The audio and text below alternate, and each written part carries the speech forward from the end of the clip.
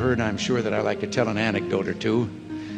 Well, life not only begins at 40, so does lumbago and the tendency to tell the same stories over and over again. His talent at telling those stories was widely admired, even by his adversaries. And he seemed to have one for every occasion.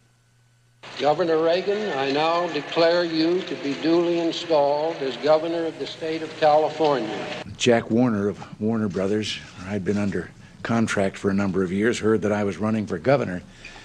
I understood that he said, no, Jimmy Stewart for governor, Ronald Reagan for best friend. I, Ronald Reagan, do solemnly swear that I Howard Baker told me on the steps of the Capitol at the time of the inaugural, he said, Mr. President, I want you to know I will be with you through thick. And I said, what about thin? He said, welcome to Washington. He was a master at the art of wit as weapon. With a sly, well-timed comeback, he could disarm even the press.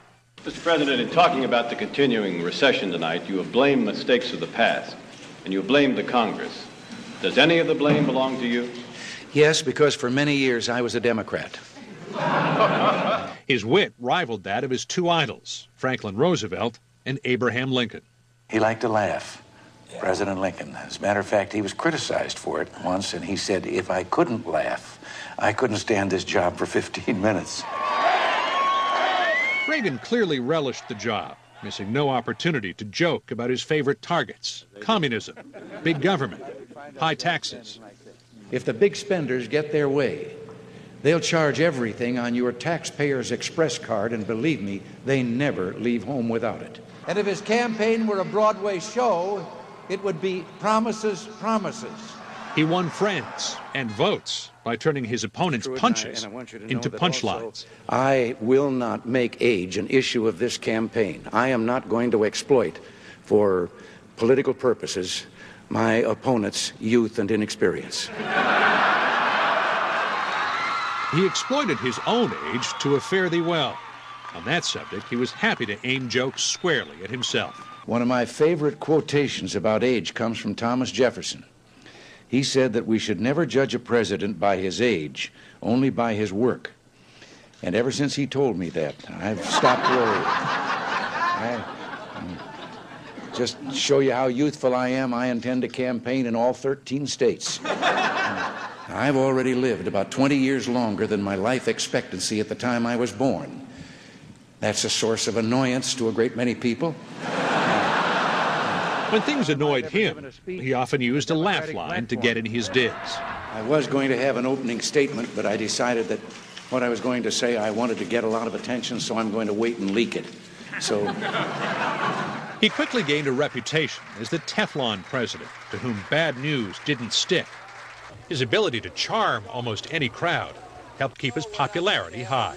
Now, I've been told that this is all off the record and that the cameras are all off. Is that right? Huh? I was told that because I've been waiting years to do this.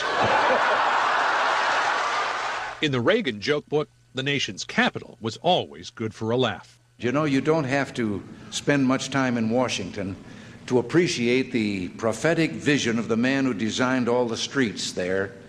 They go in circles. But he also enjoyed slinging barbs at certain other world capitals, particularly Moscow and Havana. It is said that Castro was making a speech to a large assembly, and he was going on at great length, and then a voice out in the crowd said, peanuts, popcorn, Cracker Jack. And he went on speaking, and again the voice said, peanuts, popcorn, Cracker Jack. And about the fourth time this happened, he stopped in his regular speech, and he said the next time he says that, he says, I'm going to find out who he is and kick him all the way to Miami. And everybody in the crowd said, peanuts, popcorn, Cracker Jack. He would live to see the walls come down all across the world, a process no doubt hastened along by his relentless mockery of communism as something both barbaric and laughable. The commissar in the Soviet Union who went out to one of those state collective farms, grabbed the first worker he came to, said, how are the crops? Oh, he said, the crops never been better, just wonderful. He said, how about potatoes? Oh, he said, Comrade Commissar, if we could put the potatoes in one pile, they would reach the foot of God. And the Commissar said, this is the Soviet Union. There is no God. He said, that's all right. There are no potatoes. For 8 years, humor was a key part of the presidential performance. As his term of office came to an end, it was Ronald Reagan's nature to leave him laughing. As soon as I get home to California, I plan to lean back, kick up my feet, and take a long nap. I'll come to think of it, things won't be all that different after all.